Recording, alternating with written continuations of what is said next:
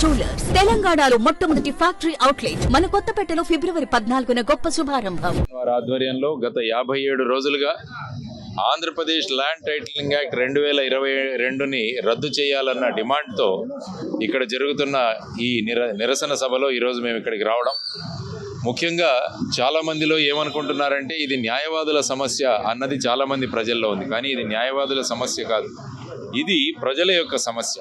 కాబట్టి ఈ ప్రజా సమస్యలు న్యాయవాదులు ఆ విధంగా నిరసన తెలియజేస్తూ మన యొక్క భూములు ఏవైతే ఉన్నాయో, ఇమూవబుల్ ప్రాపర్టీస్ ఏవన్నాయో వాటి రక్షణ కోసం ఈ చట్టం ఏదైతే తీసుకురాబడిందో అవి రక్షణ కాదు, ఈ చట్టం వల్ల మనకు ఎటువంటి రక్షణ ఉండదు అని తెలియజేయడానికి వీళ్ళు చేస్తున్నారు. ఏదైనా రాష్ట్రాలు కానీ కేంద్రాలు కానీ చట్టం చేసినప్పుడు ప్రజల యొక్క బాగోగులు చూసి చేయాలి. కానీ నీతి ఆయోగ్ 2019వ సంవత్సరంలో ఈ చట్టాన్ని చేసి అన్ని రాష్ట్రాలకు పంపితే చాలా రాష్ట్రాలు ఈ చట్టాన్ని చేయలేదు, ఇంక్లూడింగ్ కేంద్ర ప్రభుత్వంలో ఉన్న బీజేపీ పాలిత రాష్ట్రాల్లో కూడా ఈ చట్టాన్ని చేయలేదు. ఐ థింక్ గుజరాత్లో కూడా చేయలేదు అనుకుంటా.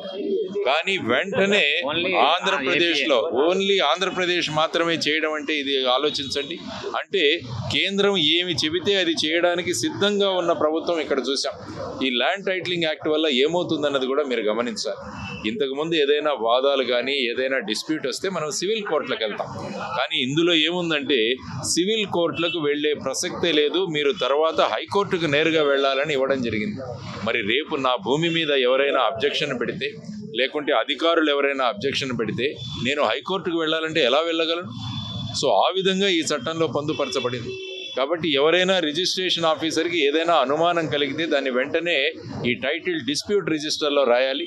ఆ తర్వాత దీన్ని అపిలేట్ అథారిటీకి తీసుకువెళ్ళాలి.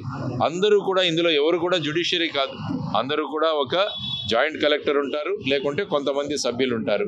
రేపు ఇక్కడ ఉన్న రాజకీయ పార్టీ నాయకులు కానీ ఎమ్మెల్యేలు కానీ ఎంపీలు కానీ ఏదైనా ఒక భూమి మీద వాళ్ళ కన్ను ఉంటే వెంటనే ఈ అధికారులకు చెప్తారు దీన్ని డిస్ప్యూట్లో పడేయాలి.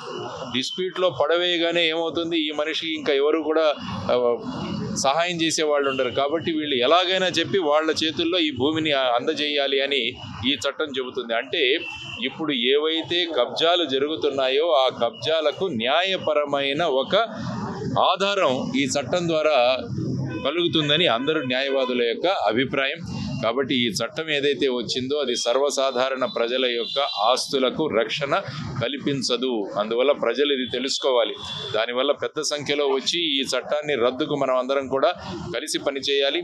కోర్టు జ్యూరిస్డిక్షన్ పెట్టండి, ఎందుకంటే ఏదైనా డిస్ప్యూట్ వస్తే సివిల్ కోర్టుకు వెళ్ళి నేను పరిష్కరించుకోగలను. ఆ విధంగా చట్టం ఉండాలి. కానీ సివిల్ కోర్టులనే అంటే ఎగ్జిక్యూటివ్కి ఎక్కువ అధికారం ఇచ్చి కోర్టులను పక్కకు పెట్టే ప్రక్రియ జరుగుతుంది. కాబట్టి ఇది ఆర్టికల్ 21, ఆర్టికల్ 246, ఆర్టికల్ 300A రాజ్యాంగంలో ఉన్న దానికి ఇది వ్యతిరేకంగా ఉన్న చట్టం. కాబట్టి హైకోర్టు దీన్ని వెంటనే కొట్టివేయాలని చెప్పేసి న్యాయవాదులు ఏదైతే వారు అడుగుతున్నారో వారితో పాటు మా జై భారత్ నేషనల్ పార్టీ నేను కూడా సంఘీభావం ప్రకటిస్తున్నాను. త్వరలో హైకోర్టు దీనికి సంబంధించిన నిర్ణయం తీసుకోవాలని మేమందరం కూడా కోరుతున్నాం. శతాబ్దం పైన చరిత్ర గల విశాఖపట్నం బార్ అసోసియేషన్ ఇవాళ రోడ్ల మీదకి వచ్చి ప్రజల హక్కుల కోసం, దయచేసి ఇది వాళ్ళ హక్కుల కోసం అనుకుంటున్నారు చాలామంది, కాదండి, ప్రజల హక్కుల కోసం వాళ్ళందరి నేతృత్వంలో ఇవాళ 57వ రోజుగా రిలే నిరాహార దీక్షలు చేస్తూ ఉన్నారు. రాష్ట్ర ప్రభుత్వం కేంద్ర ప్రభుత్వం నుంచి వచ్చింది పారాగ్రాఫ్ కూడా మార్చకుండా, అంటే ఓపిక కూడా లేదండి. తెలుగు జాతిలో ఒక లాయర్ బుర్రబెట్టే లాయరే లేరనుకుంటున్నారు. మక్కి తీసుకొచ్చి వాళ్ళ చట్టం చేసి వాళ్ళ ప్రజల నెత్తి మీద రుద్దింది.